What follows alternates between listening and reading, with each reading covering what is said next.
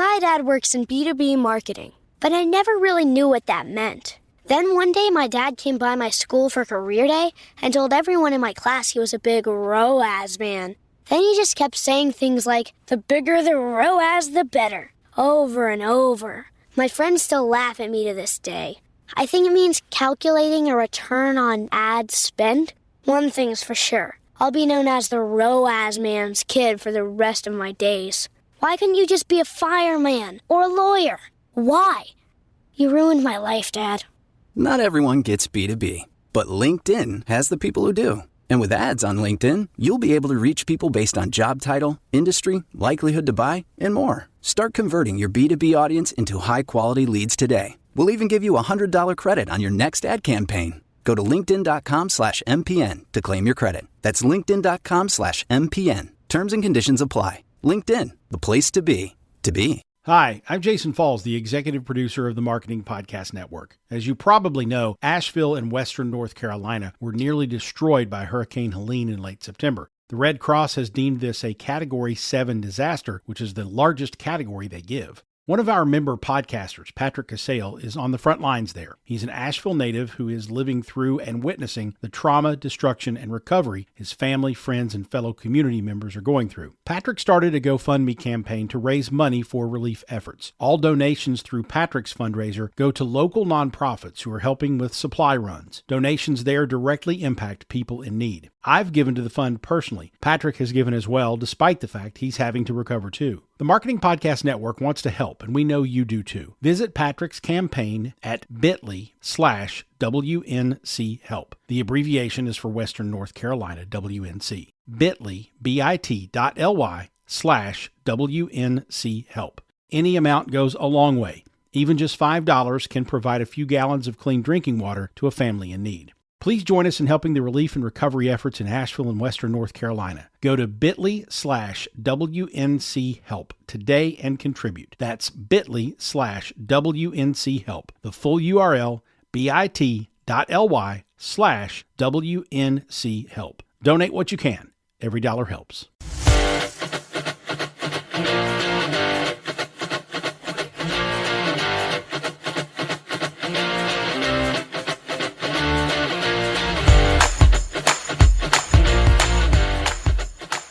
Welcome to Storylines Live, the only podcast that explores the meaning and the power of the most important story in business. The one that answers why someone would buy from you, work for you, invest in you, or partner with you. This is the story that defines the very character and nature of an organization. At WordWrite, we call it your capital S story. In each episode of Storylines Live, we feature guests who have great insights on business storytelling, who can share their experience and key learnings to help you and your organization do a better job of sharing your capital S story to deliver remarkable business results. In this episode, we're honored to have truly a master storyteller with us, LeeAnn Webster, as our guest. I just love her bio as a storyteller. It's a good one. She's the creator of what she calls the no regrets formula. That's trademark. We'll probably talk about that. She's also the host of the Full Expression Forum and the star of Fancy Meeting Me Here. We'll talk about that too. Now, she's an attorney, not practicing right now, I imagine. We'll talk about that. She's become an international keynote speaker, a Moth Story Slam winner. Any Moth fans out there? Wow, great storytelling there. She's an entrepreneur with more than 20 years experience in marketing and business development. She's been on national TV numerous times, first on MTV's Remote Control. Since then, she's been on NBC, the Huffington Post, Los Angeles Times, dozens more. She is also an Ironman finisher. If you've ever done an Ironman, you know what counts is, did you finish? And recently, she summited Mount Kilimanjaro. Wow. Talk about a natural high. LeeAnn, welcome to the Storylines Live podcast. Hi, thank you. I'm super excited to be here, and I'm so excited to talk about stories. It's one of my favorite things in the world to do. Yeah, to do, period. Me too, LeeAnn. Awesome.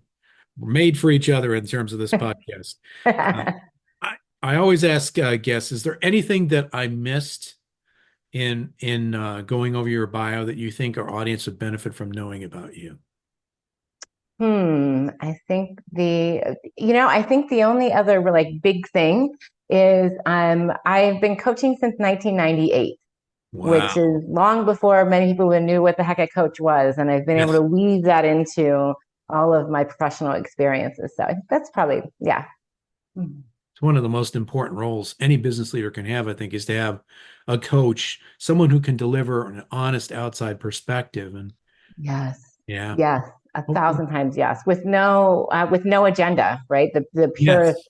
coaching relationship, because your colleagues, your boss, your Mhm. clients, your everybody, they've got a stake in you in some way staying the way you are, or Yes. perhaps changing, but they've got a stake in the game. And a coach has a very different, ideally, I can't say they have no stake in the game if there's a client relationship, and they should have Right. little to no stake in the game. Yeah. But they do have a stake in the game, and it's almost always to their benefit.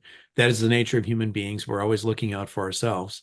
But as Mhm. they do that, they may not be looking out for what's best for you or the organization, right? Right. Exactly. Exactly. We'll come back to that for sure. Okay. LeeAnn, we're going to talk a lot about stories today. The whole podcast is about stories, but just because we're both in the business of storytelling, it's gonna be deep. But we always like to begin by asking, using our definition of story, the capital S story, that answers those four fundamental questions: why somebody would buy, work for, invest, or partner with you. Which of those four is most important to you today in your journey? I think it's the why someone would buy from me. Like Mhm. I use my capital S story as the differentiator for to make my point of why I do the work that I do. And then I think, and that in tandem is why would you pick me over at, there's a lot of coaches, a lot of coaches. There So are. That's those professions, kind of like, I'm in the marketing and PR biz, where anybody can hang out a shingle and say that, they're a great coach, whether yeah, they are or not, right? exactly. Yeah. Yeah. Well, let's talk a little bit about your take on storytelling. Obviously, it's a big part of what you do. What is it about stories that you like, and what's your take on the meaning of storytelling? I believe stories and storytelling is the single best way to connect with people and also to deliver content. If you can, we all of us as humans, we learn and remember better when we're feeling an emotion, when we're laughing, when we're even feeling sadness or being triggered. And so stories are the way to invite people in and get them to actually feel something, which is just a whole world different. And frankly, it's much more fun than just being like, here is point A, B, and C. That's right. The bullet point slides, right? And the PowerPoint Right. deck. Now, I often say, LeeAnn, that when the first person who figured out how to start a fire on purpose went to tell the second person how to do that, they told a story. Right. Right. Now, there's definitely Yeah. no PowerPoint back in those days, but I'm Right. pretty confident that it was the compelling narrative that got I to where I they bet were it going. was. I bet it was. It reminds me of that Maya Angelou quote. It's something like people won't remember what you say, but they'll remember how you made them feel. Exactly right. And I feel like storytelling is just the best way to help people feel something and thus help them connect with you. And then, of course, connect with whatever you're teaching. Yeah, it's amazing. Our brains are hardwired for story. And there's so many proof points on that, but one that's relevant to what you just shared. There was a research study done about 5 years ago. The focus of it was the uh, overwhelming nature of all the information that's coming at us every day, social media, texts, everything you could possibly think of. Yeah. And so the scientists decided that there's two halves of the brain, or two parts of the brain, the analytical part and the part that responds to narrative. And so they were going to assess the impact on the information processing portion of the brain by Mhm. using the storytelling part of the brain as a control. As Okay. like, nothing's going to go on over there because we're rational thinking human beings and everything's going to get processed over here. And when they wired people up, what they discovered was, in order to make sense of the overwhelming amount of information, the flow of activity in the brain went into the narrative side of the brain, and that's where people made sense of all the overwhelming Wow. information. Wow. Wow. That's Yeah, incredible. It's yeah. incredible. We're hardwired for story. Yeah, we are. Speaking of that, you have a rather interesting story that got you to where you are today. Could you share that with our audience, please? Yeah, I'm happy to share it with you. And thank you for the opportunity. I love sharing this story. Um, so I don't know if you'll be able to see this, but I my see that. you see Yes. that Your picture? All right. family. Yeah. Yes. So my first memory in life is taking this photo. Oops, I'm 4 years old and with my three brothers. They are 10, 12, and 14 years old at the time. And my parents divorced when I was 3. We all went with my father, which was unusual at the time, the early 70s. And my dad wanted a photo of all 4 of us kids. And so we gathered on that big chair in the living room and we took the photo. And I actually remember taking the photo, even though I'm 4, because Mm. I have that big grape sucker in my hand. You kind of see big I grape can sucker. see that. Yes. And I remember I kept licking the sucker and like screwing up the photo. And my brother Jim was like, "Damn it, stop it, LeeAnn." And then in that final photo, you can kind of see he's actually gripping my hand. So you're not licking it, And so yes. I won't lick my sucker again. So I have a visceral memory of that. And as it turns out, that photo is the last photo taken of all 4 of us. No. Because 2 weeks after that photo was taken, my brother Daniel, he's the one in the light blue, Yes. on the other side here, he was killed in a car accident. Oh my. And so for most of my life, my family didn't talk about what happened that day. It was March 3rd, 1973. It's a time when kids just like left the house in the morning and had to be home for dinner. We didn't have cell phones. Parents had no idea where their kids were during Yeah. the day. Yeah. Very different time. And so the 3 Webster boys are out running around. They're playing with their friends. It's one of those early spring Saturdays in the Midwest Mhm. that kind of holds the promise of a great summer. And so at the end of the day, Steve decides to come home. Jim and Danny decide they want to go see one more friend before going home. And they take off on their bikes going down a busy main street. Jim is out in front. He sees the car coming. He gets out of the way, and Daniel doesn't see it, and it hits him. Oh my. Just a complete, utter accident. While they wait for the ambulance to come, strangers try to lift the car off of Daniel, and Jim tries to pull him out from underneath, and there's nothing anyone can do. He's dead at the scene, Oh. and our lives will never be the same. And I share that story. I share it today. I share it at the opening of all of my engagements, not to be morbid, not to, be a downer, but just to remind you that life is precious. Mm. And we don't know. No one knew. No one knew that day when we set off that was going to be Danny's last day in this realm. And I believe that those of us who are still here have an opportunity and, dare I say, a responsibility to do everything we can to live life to the fullest. And that's why I've dedicated myself to helping people live with no regrets and no limits, because I want us to just take advantage of the opportunity that we have to create the life that we really want to create. That is just a very touching story, obviously, given the subject matter and the loss of your brother, but it also turned out to be transformational.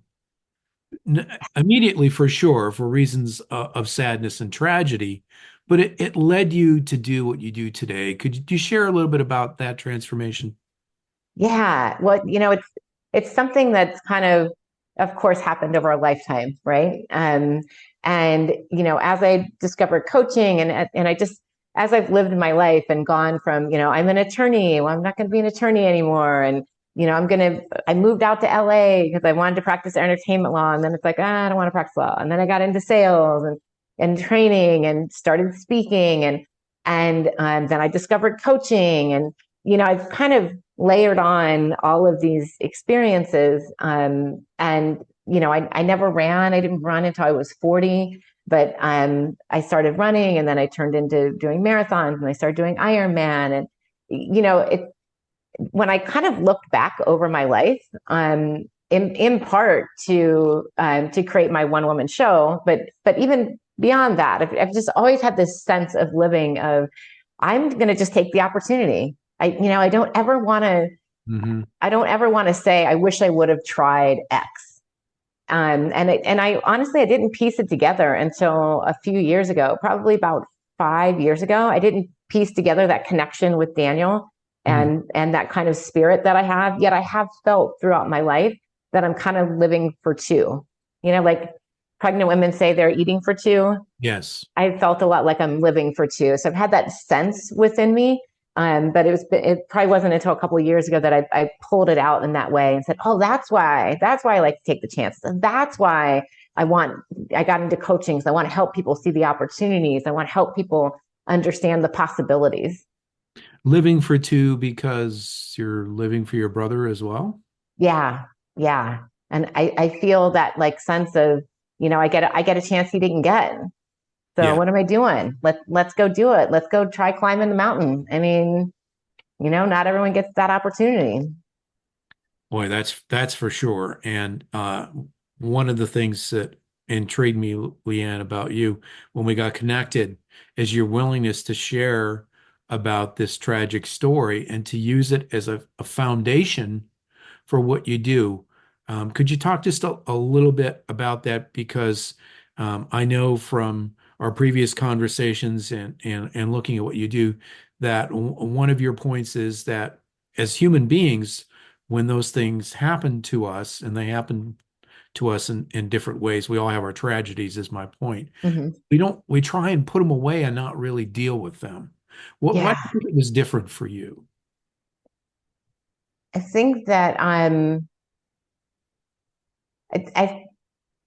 I think it's been a combination of the factors, right? It's been a combination of factors, and one key factor is through my life, whenever I've achieved something, I've always been able to pull people along and say, well, oh, you don't have to, you can take the bar exam. If I can take the bar exam, you can take the bar exam. Let me show you how. If early on when I went to college, I ended up getting independent student status. I kind of separated from my family, and so I didn't want their income to be considered for loans and grants and things like that. And not everyone's able to do that. I figured out how to do that, and then I would show other people how to do that. So I've always had this kind of, let me help you out. It's actually one of the reasons I even went to law school in the first place, was I felt that advocacy role, and I felt that don't let the opportunity pass you by, or kind of that take charge mentality.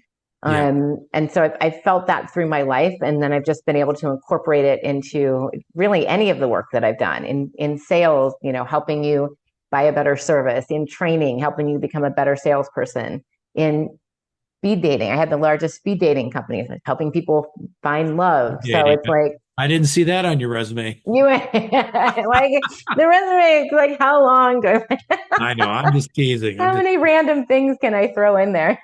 Well, that makes your point, though. The fact that your point about what kind of a person you are, and what led you to the kind of work that you do today.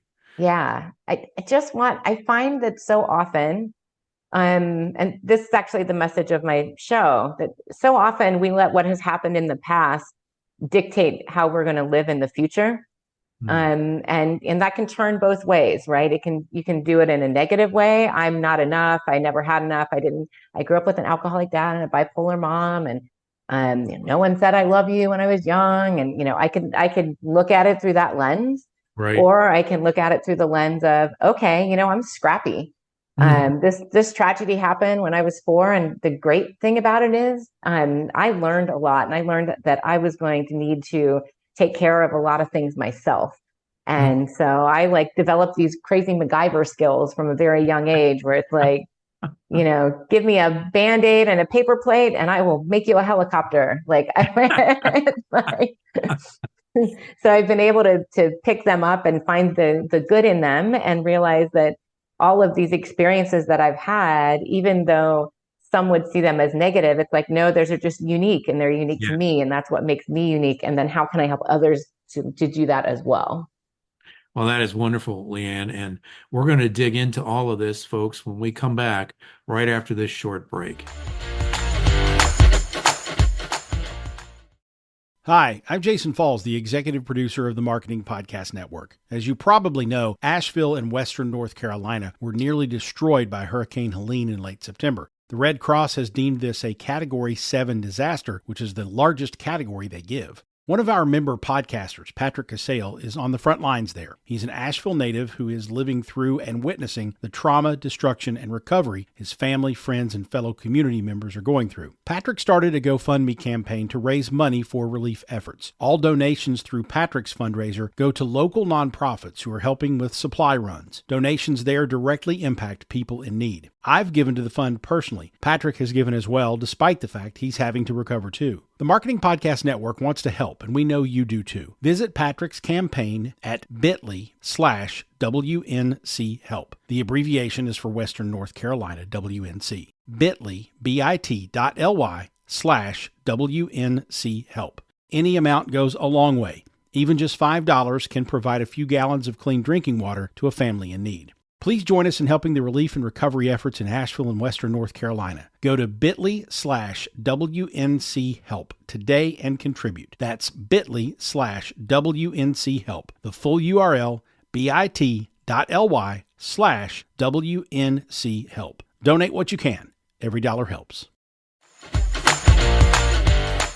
Hi, folks. We're back on this episode of Storylines Live with LeeAnn Webster of LeeAnn Speaks. She is a master storyteller, a Moth Slam winner, participant in the Grand Slam, and she's turned her passion into her business as a storyteller, including a show. And LeeAnn, as we start to talk about what you do more specifically, let's start with that. Tell the audience about your show. Sure. Well, first I'll flash my playbill. Anyway. Oh, look at that. Some people. Anyway. Fancy meeting me here. Yes. It's really the story of my growing up. It starts with that the long form version of the Daniel story, and it goes up to about law school, so about early 20s. It's the kind of foundational idea. I like to say it's like Little Miss Sunshine meets The Pursuit of Happiness. Oh, okay.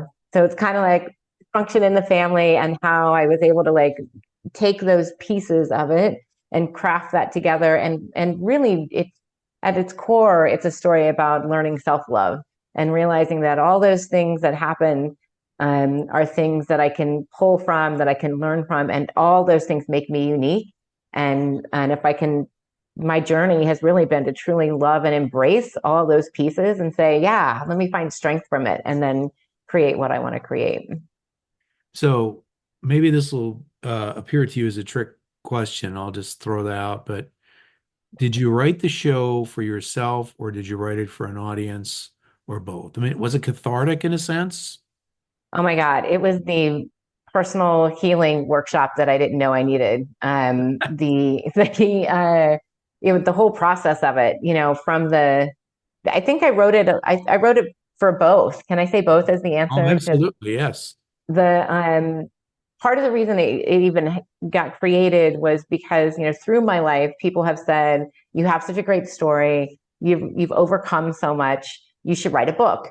And it's like, okay, there's a lot of books out there, and books are great. I'll write one. I'll write another. I've already, yeah. I mean, they're great. They're great. And I will write another one. Like, it's fine. I've got a few in me.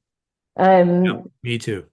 And that's great. And it's like, I've never had the feeling of something that wanted to come out of me in such a specific way. Sure. And I love being on stage, and I love telling stories. And I think there's just that different energy and that different feeling when you're in a room with somebody and they're sharing something with you.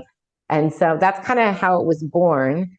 And then the process of, well, what do I talk about? What slice of life? Do I do the whole thing? And I've been journaling since I was 10. So I read 40 some years worth of journals, wow. front to back. And I just started working on, well, what makes the most sense? What's the message?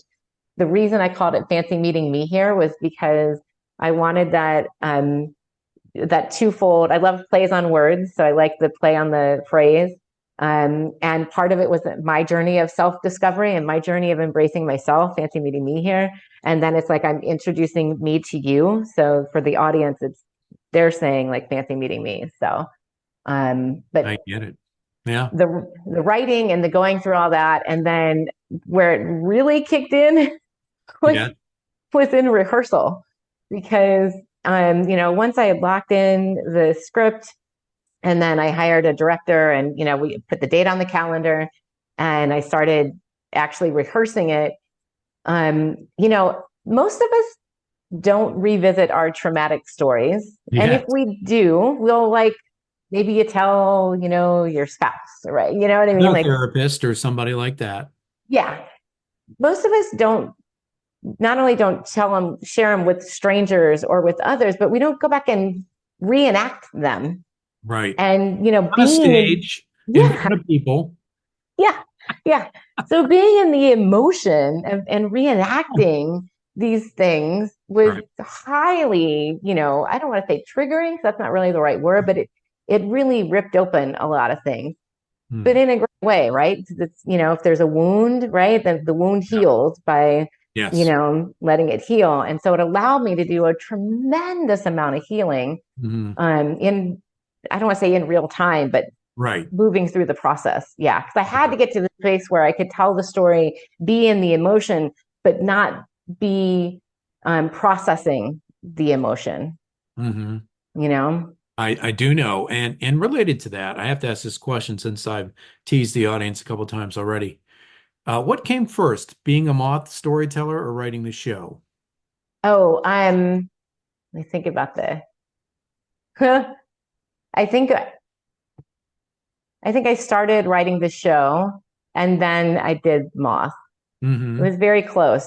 It was very close because the original impetus of the show, like the thing that really had it come through, was I was working with a mindset coach, and she said, "LeeAnn, you do all this stuff for your business. What do you do just for fun?" And so I was like, well, okay, I don't know. And so I started just randomly doing things for fun. And I started thinking, well, what is something that I've done that I just loved, that I would do a million times more, whether or not I ever got paid for it, like just where I really felt alive. And my flashback was to December 2019, when a friend had this variety show, and he gave me a 15-minute comedic storytelling spot. Oh, wow. And so not stand up, but storytelling. And I was like, okay. And I did it. And I told some stories from growing up, and I loved it. I mean, and I ball, and it was scary, and it was vulnerable, and it was fun. And I was like, I love that. I would do that a million times. And so then I was like, okay, well, I'm in Chicago. There's storytelling things. So I found the Moth.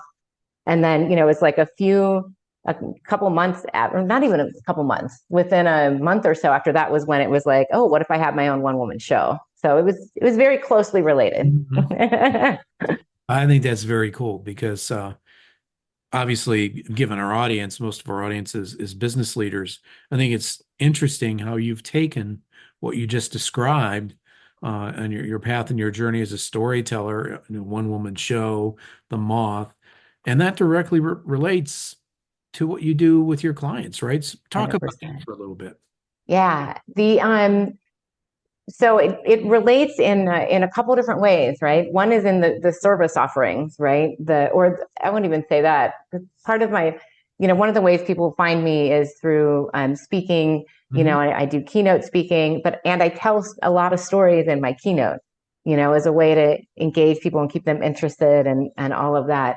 And then that flows into my No Regrets, No Limits weekend, which is where I'm working with people directly on this is going to sound familiar, on their past, where have they been, what got them to today, who are they today, and then who do they want to be. And it's kind of like leveraging all of that and all of the currency there to like create what you want to create. And so it flows through all my services, and then it flows also through just how I show up in the world and how people get drawn in. Yeah. Did that answer your question? That absolutely does. Okay. Okay. I have, sorry. No, I was just going to follow up and say, why is storytelling important in your mind for the business leaders you work with? Um, it's so important. So it's interesting. That's exactly, our brains are so connected. It's exactly, so I was kind of thinking I was going to answer the question before you even asked it. I went, There you go. this is the, don't give a storyteller a mic, right? I went, Oh, wow. the, part of it is because it lets people connect to us and lets Yeah. us differentiate. And it's interesting because my story, obviously it's a very personal story about my brother. And what it lets people see is that yes, I'm a leader. Yes, I'm successful. Yes, all this has happened. And it wasn't always that way.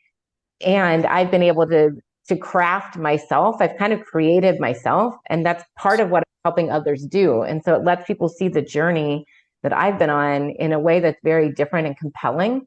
Versus me just saying, well, I'm smart and I've got this and I've got this and I can do X, Y, Z. It lets them see the experience of how I've been doing what I've been doing instead of me just telling them. Yeah, in our work, and we focus primarily on helping organizations uncover and develop the story that causes people to want to buy from them or work for them or invest in them, as I talked about earlier in the episode. But there's also a story of the leader that goes along with that, right? If an organization we're working with, if the founder is the top leader, the CEO or whatever, their story is woven into the story of the organization, right? And it's one of the reasons why I wanted to have you on Storylines Live, because I think you make that connection very well through your own personal story and the work you do on a daily basis with your clients. It's just critically important. But I have to ask you, while you're helping all these folks, what gives you the most enjoyment, LeeAnn, in the work that you do? I love it when my term for it is when I see a light turn on. And that's kind of how I visualize what I do is that Yeah.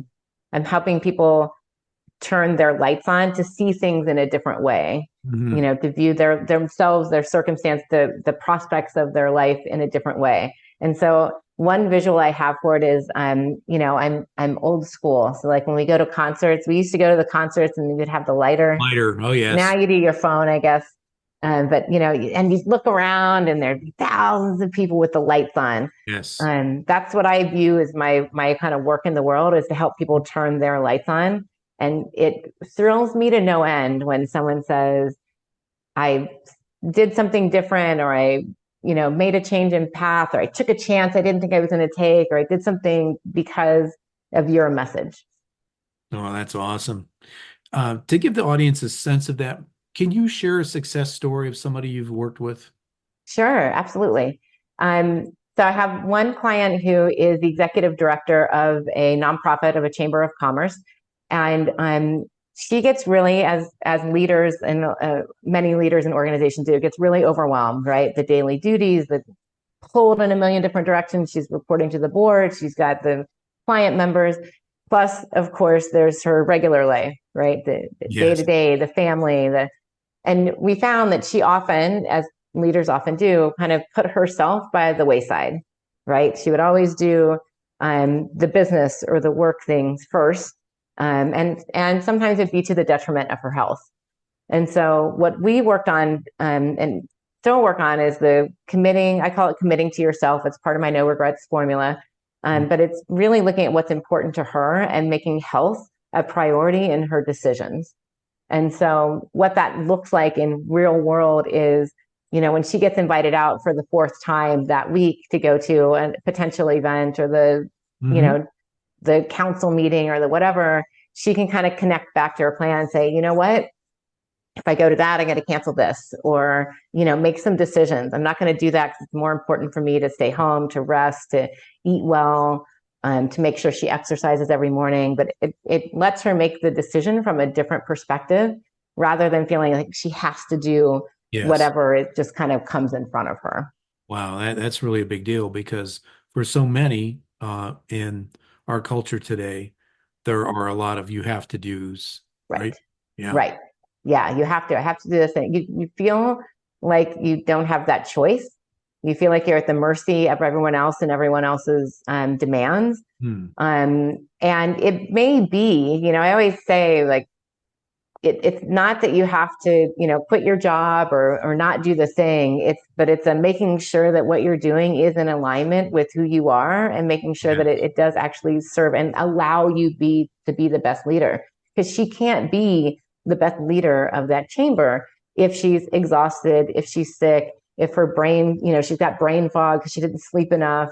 She's not exercising, so she didn't have the literal fuel in her tank to perform her job. So Exactly. so it's kind of a centering back to those things. That's one of the ways. If your gas tank is empty, how are you going to give any to anybody else, right? Exactly. LeeAnn, this has been great to have you on today. How can our audience find you? The easiest way is just put in my name, LeeAnnMarieWebster.com. That'll take you to my main website. It'll have information on the show and on my no regrets formula and all the different things that I do. Wonderful. That's great. And folks will get that in the show notes as well. LeeAnn, I want to thank you again for spending time with us in this episode of Storylines Live. And I want to especially thank our audience for being with us for Storylines Live, the only podcast that explores the power and the meaning of the most important story in business, the one that answers why somebody should buy from you, work for you, invest in you, or partner with you. Your capital S story. We'll see you on the next episode of Storylines Live.